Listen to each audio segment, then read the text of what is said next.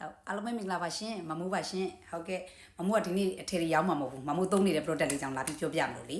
မမိုးကအဲ့လိုမျိုးခေါင်းလျှော်ရည်တွေပေါ့နော်ခေါင်းလျှော်ရည်တွေဆိုလို့ရှိရင်အရင်ရွေးချယ်တဲ့ထဲမှာမပါဘူးအထုပ်ဆိုလဲလျှော်တယ်ဘူးဆိုလဲလျှော်တယ်ဒီတိုင်းပဲခေါင်းကိုလည်းအဲ့လိုမျိုးသပင်ကိုလည်းတက်တက်ရခူးဆိုင်တဲ့ထဲမှာတော့ပါမနေဘူးပေါ့နော်ဒါမမိုးရဲ့ပေါင်းသမီးစုတွေကတော့သိပါတယ်အဲ့လိုမျိုးဒါပေမဲ့မမိုးအခုခေါင်းလျှော်ရည်လေးတစ်မျိုးလျှော်မိတာလေအရန်ကောင်းလို့အဲ့ဒါလေးလာပြောပြရရှင်ဘာလို့ဆိုတော့သူခေါင်းလျှော်ရည်လေးကရခိုင်ယူရခေါင်းလျှော်ရည် local made ပေါ့နော် local တွေကနေရခိုင်ယူရခေါင်းလျှော်ရည်ဆိုပြီးထုတ်ထားတယ်အဲ့ဒီထဲမှာပါတဲ့ပါဝင်ပစ္စည်းလေးတွေပြောပြမလို့ပါဝင်ပစ္စည်းလေးတွေကလေ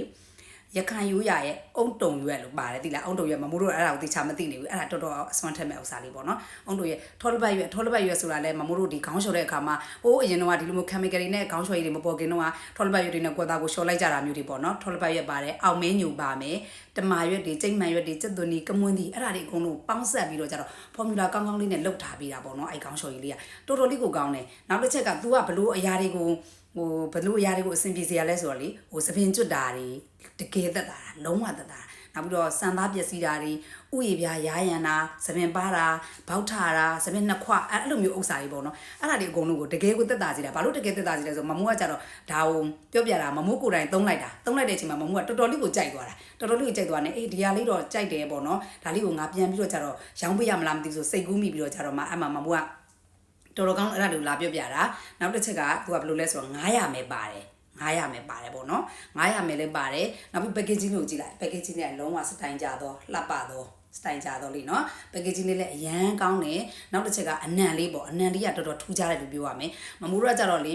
ဒီ skin care တွေပဲဖြစ် product ဘယ်ဟာပဲဖြစ်နေအနံ့တွေပါတာကိုလုံးဝမကြိုက်ဘူးအဲ့တော့ဒီဟာလေးကအနံလေးကလေတော်တော်လေးကိုသင်းလေးနဲ့ပဲဒါပေမဲ့ तू ကဘာလဲဆိုတော့ short ပြီးသွားရင်တော့ဒီခေါင်းလျှော်ရည်ထဲမှာဒီခေါင်းလျှော်ရည်မှာဒီအနံလေးကကြံနေခဲ့တာမျိုးတော့မခံစားရဘူးသူကကြတော့ခေါင်းလျှော်ပြီးတဲ့အချိန်မှာလျှော်နေတဲ့အချိန်မှာအမြုပ်ကလည်းကောင်းကောင်းထွက်တယ်ခေါင်းဝန်းကလည်းတစ်ခါလေးလျှော်လိုက်တာနဲ့လုံးဝတန်ရှင်းပြီးတော့ကြတော့တန်ရှင်းသွားတယ်လို့ခံစားရတယ်ပေါ့နော်ဒီဥစ္စာလေးကိုလျှော်ပြီးလို့ရှိရင်နောက်ပြီးတော့အနံ့အရန်ကောင်းတယ်အနံ့ကတော်တော်ကောင်းတယ်မမိုးတို့လိုအနံ့ကြောက်တဲ့သူတွေတောင်မှဒီအနံ့ကတော်တော်လေးကိုကောင်းတဲ့ထဲမှာပါတယ်နောက်ပြီးတော့သူ့ထဲမှာပါတဲ့ဒီအာနိသင်တွေပေါ့အဲ့အာနိသင်တွေမမိုးသုံးတာမှာ2ပတ်လောက်ပဲရှိသေးတယ်မမိုးကတစ်ပတ်ကို2ကြိမ်အဲ့လိုမျိုးခေါင်းလျှော်တယ်ပေါ့နော်ဒါဆိုတော့မမိုး4ကြိမ်5ကြိမ်တော့လျှော်ပြီးသွားပြီအဲ့5ကြိမ်မှာထွက်လာတဲ့ result ကသူ့ထဲမှာရှိတဲ့အကျိုးအာနိသင်မျိုးလေးခံစားတကယ်လျှော်ပြီးချင်းကိုလေသပင်ကထူထူဖြောင်းဖြောင်းလေးအဲ့လိုပုံစံမျိုးစက်တွေပါဆွဲစရာမလိုဘူးခွဲအဲ့လိုပုံစံမျိုးလေးဖြစ်နေတာအဲ့ဒါကြောင့်မမိုးတော်တော်လေးကိုကောင်းလို့ဆိုပြီးတော့ဒါလေးကိုညွှန်ပြတာပါရှင်ဒါလေးကဈေးနှုန်းလေးက11000မှာသူ့ရဲ့ရခိုင်ယူကပရင် page မှာလည်း11000မှာမမိုးစီကမှာမယ်ဆိုလို့ရှင်လည်း11000မှာဟုတ်ဒါလေးကိုမှာယူခြင်းနဲ့ဆိုလို့ရှင်လေမမိုးတို့